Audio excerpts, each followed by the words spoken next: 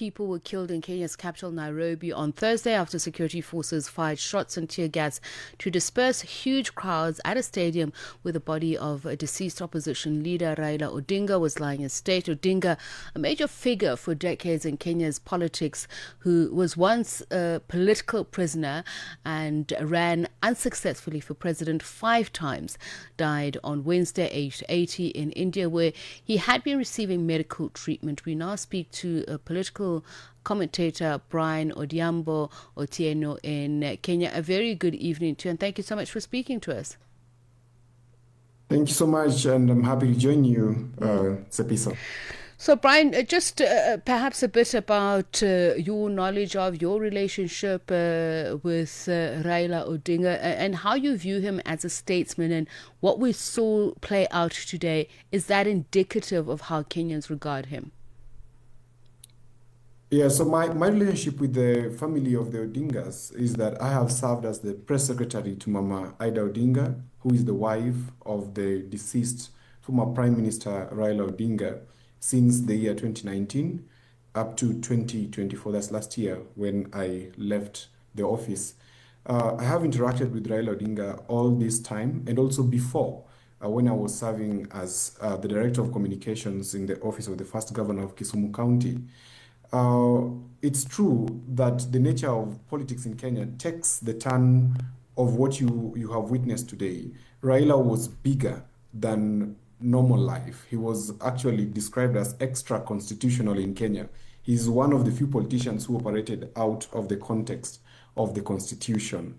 The love that he had and what you witnessed today was basically what he has been ever since he entered politics in the 80s. And so it was no surprise to any Kenyan or anybody who understands Kenyan politics.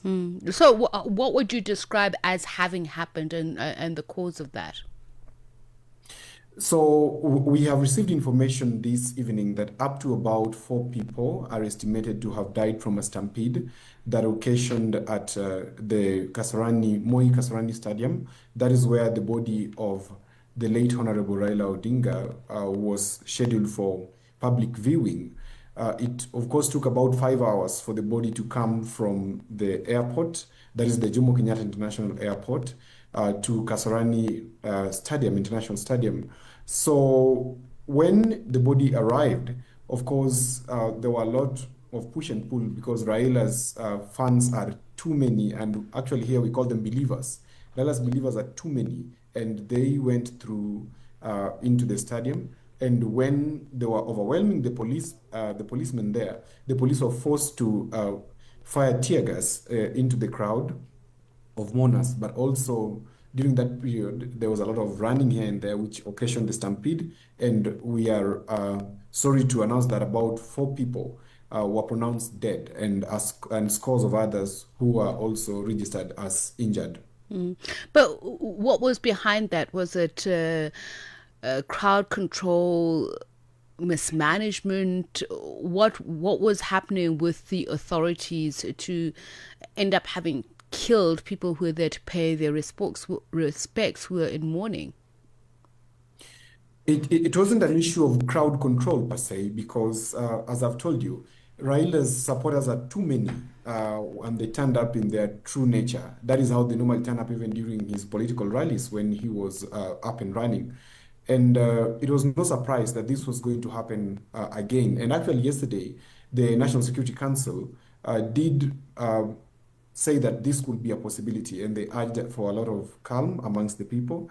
But it happened as it did, because our people love Raila Odinga, and they had to turn up that way. And we're expecting even maybe more dangerous cases in Kisumu, where is home city.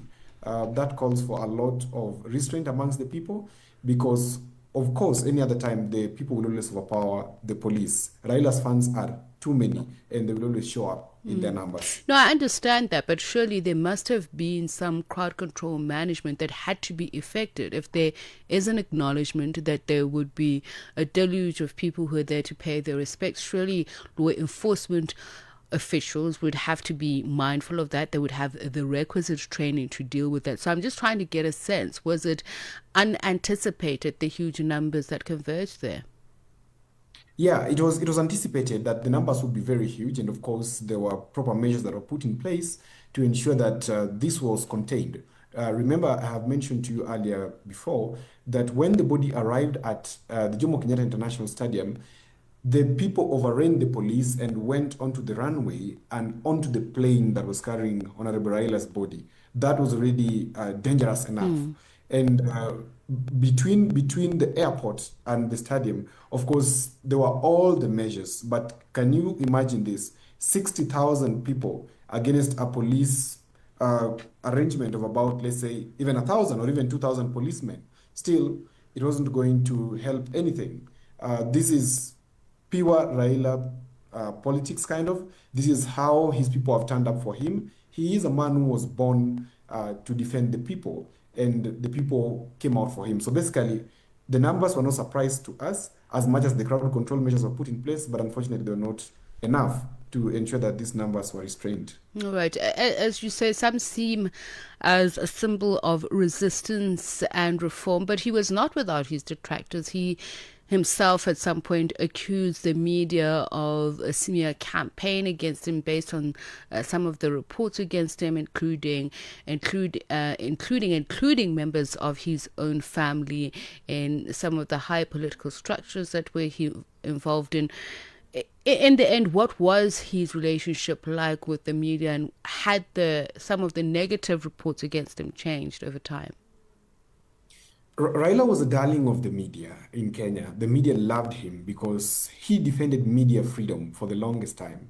In fact, working myself as a journalist back then, working for the Kenya News Agency years ago, I remember very well when we were in the press clubs, we used to come up with stories or write stories or report stories about Raila, where he was actually defending the media, defending journalists. And of course, there are times where media objectivity took precedence. And when media objectivity takes precedence, of course, at times analysis does not go the right way, or reporting does not go in the way that is expected for the particular candidate. And whenever that happens, of course, they always say there's media bias, and Raila is no exception.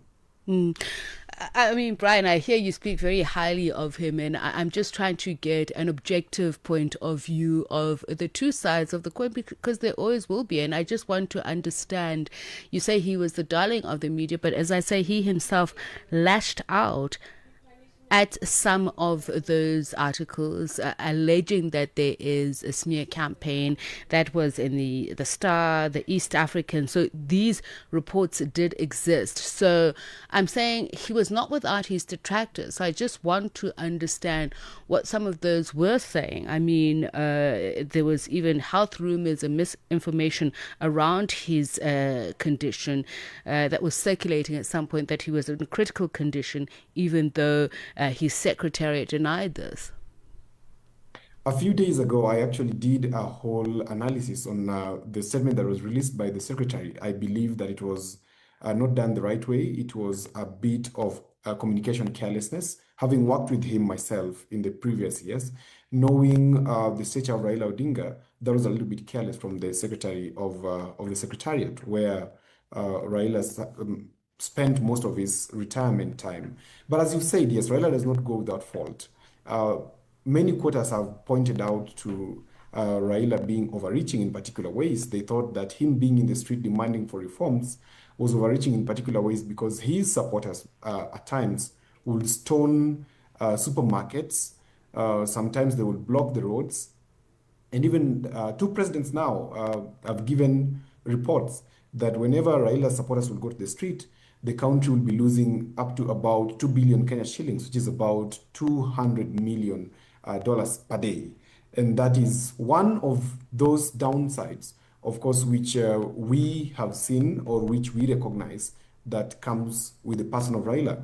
That said, we also have the bit of the party primaries, which has been the biggest, I can say, the biggest shadow or the biggest cloud in Raila's illustrious career. In the party primaries, very many candidates who came up for elections by the people were at times, if not most of the times, will win, but they will be denied the certificates, and the certificates given to people who are not deserving. And so those are some of the things that, to the best of my recollection, I can recall. Now, his relationship with President William Ruto, he at some point signed a memorandum of understanding. Can we just unpack their relationship politically and perhaps even personally? There were political dealings between them. What was the nature of them? First of all, President William Ruto, the current president, was a student of Raila Odinga between the years of 2007 up to 2013, thereabout. Because initially, President William Ruto in 2002 was in the camp of former President Kenyatta. By then, they were in the Kenya African National Union, which was one of the most repressive regimes, of course, in Kenya. Moving on to 2005, excuse me, we had President Ruto, then being the MP for Eldoret North, joined Raila Odinga to establish the Orange Democratic Movement, which went ahead and, of course, contested the 2007 elections, which was further contested when it led to the skirmishes that all of us know of. And so President Ruto is a protege of Raila Odinga. And in 2022, of course, President Ruto was contesting for the same seat against Raila Odinga, or we could say both of them were running for the presidency. And President Ruto won by a margin of less than 200,000 votes. And that was very, very close call, which led to a lot of tensions, of course, with the cost of living being high and the political opposition teams going to the streets throughout, being led by Raila Odinga himself against President Ruto. It came to a moment on 25th of June last year, that's 2024, when President Ruto faced the biggest challenge of his regime, when the Gen Z youths went to the streets and stormed parliament. And of course, the next point that they were headed to was the State House, as you've seen in Antananarivo and also in Nepal. This is the order of what could have occurred. But Raila then stepped in to save a one-time rival, and they signed a pact that would solve about 14 issues that were identified by the members of the National Dialogue Council that was then set up by himself and President Ruto. So yes, they signed a pact. They signed an MOU, which saw 4 of Raila's team members joining the government to form what is called the broad-based government that is now running the country, Kenya. So yes, the pact is there, and we look forward to that pact we look forward to analyzing how that pact is going to be effective, if it will hold water moving forward, or if there are going to be changes moving forward. Now, let's come to February 2025. Raila Odinga had ambitions of being an AU chair, which was unsuccessful for him. What were his motivations for being part of that bid for the position, and what did he foresee himself imparting, particularly to the AU structures as Raila Odinga? Remember, Raila Odinga had served as the AU High Commissioner for Infrastructure in the years leading to 2022 elections, which soon afterwards he was retired by the commission. And later on, he contested for the AU position. Raila has always positioned himself as a Pan-Africanist and a global leader. And so that gave him a perfect opportunity for him to go for this seat. He believed, and of course many of other Kenyans also believed, that they were going to take this particular seat. But it didn't turn out as it was supposed to in the hope of Raila Odinga and even the government of Kenya back then. Yes, he contested this seat against the less popular, if I could say, Djibouti foreign minister, who is now the AU chair. And as the votes went, in round 1, Raila won, but in the subsequent rounds, he lost. And the diplomatic political maneuvers in Addis Ababa then did not sit in his favor, and Raila lost that particular seat. But it left a sense of pride amongst very many Kenyans that we actually, in our foreign policy or in our foreign approach, we actually made a try at that particular seat by Raila Odinga. All right, and that's where we're going to leave it with you. Thank you very much for speaking to us, Brian Odhiambo Otieno, who is